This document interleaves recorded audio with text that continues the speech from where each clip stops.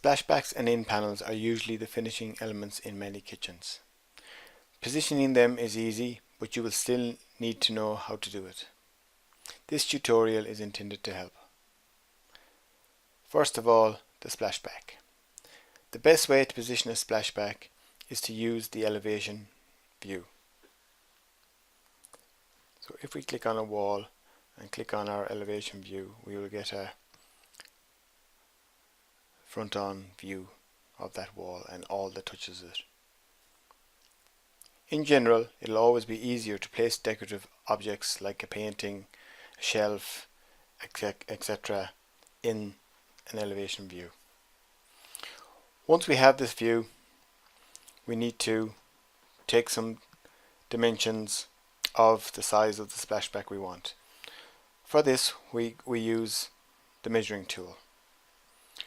So you click on the icon measure, click on your first point, hold down the mouse till you get to the second point, and you'll notice that a little window follows you, and then if you want, you can keep the mouse held till you get to the next dimension, and down the very bottom of the screen you can see that it says 525 as per the yellow box. That is as the crow flies. The distance in X is 438 and the distance in Z is 290. So we know now that we need a 3 meters and 80 by 290 millimeter splashback. For this example, I'm going to use the shape tool, and I want my splashback to resemble my worktop.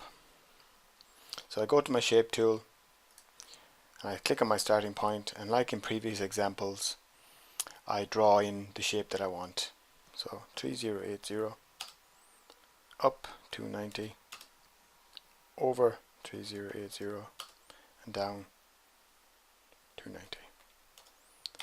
That's the shape I want. And now I go to my worktop shape, and I drag and drop it into the scene. Bearing in mind to change the dimension of the upstand that I want to be 18 millimeters thick, and drag it in. Now for this example, you will notice that the splashback is actually gone into the wall. That is because I'm using a dummy wall in this example, and it always touches the exterior wall. So now we're going to use a different tool.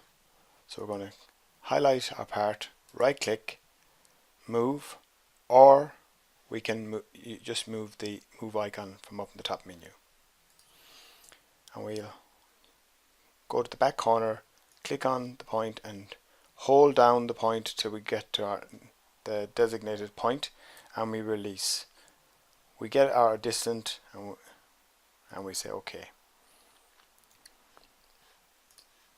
And then there is our splashback with our finish of our worktop. Another method to get your splashback into your scene is by dragging and dropping from your side menu. This time we go to our plan view. We know the dimensions we require as 3 meters and 80, 18 millimeters deep and 290 high, and we simply select our block from our side menu and we drag and drop it in. Now as you can see, there's lots of obstacles in the way of this particular example, but if I generally position it where I want it to be positioned, and then go to my 3D view, and I can again use the move tool and move it into position.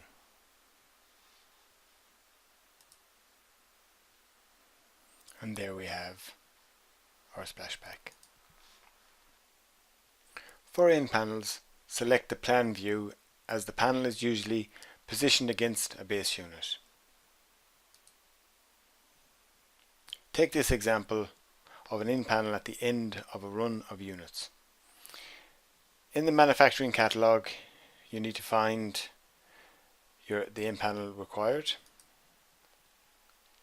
Then fill in the dimensions you require. The width and depth of this one depends on the worktop. At the present, the worktop you can't see under, so if you select the worktop, right click and select hide, this enables us to get a better view of where we need to position the in panel. So we need to alter the width of this in panel to 40 millimeters, and we simply just drag and drop it in, covering the end of the unit. You can see that it automatically snaps into position. If we go to our 3D view, you can see it there. Don't forget to turn back on your worktop, right click, show, and there's our example.